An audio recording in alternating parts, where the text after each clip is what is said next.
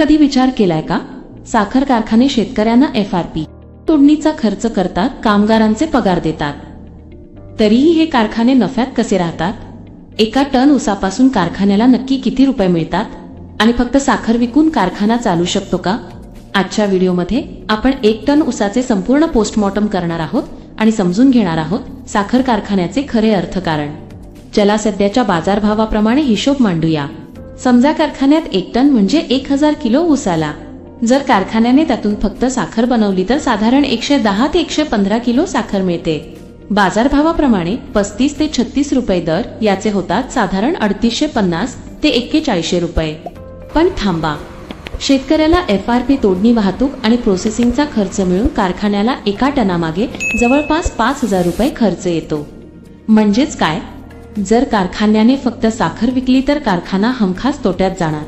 मग कारखाना नफ्यात येतो कसा?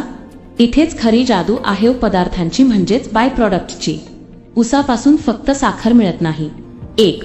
मळी किंवा मोलासेस, यापासून इथेनॉल बनते. 2. बगॅस किंवा बगास, यापासून वीज निर्मिती होते. 3. प्रेसम्स, जे खत म्हणून विकले जाते. जेव्हा हे 3 घटक साखरेच्या उत्पन्नात मिळवले जातात तेव्हा कारखान्याचे एकूण उत्पन्न 5000 ते 5600 रुपयांपर्यंत जाते.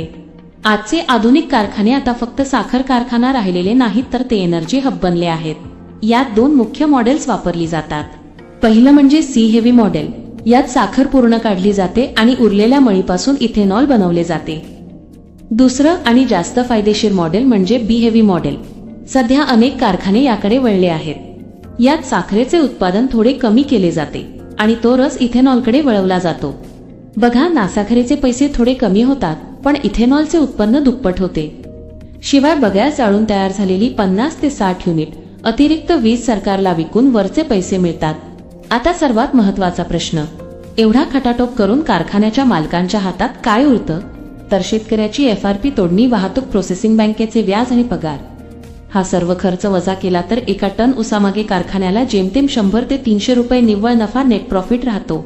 मार्जिन खूप कमी आहे, पण टनेज क्वांटिटी जास्त असल्याने हा नफा कोटींमध्ये जातो.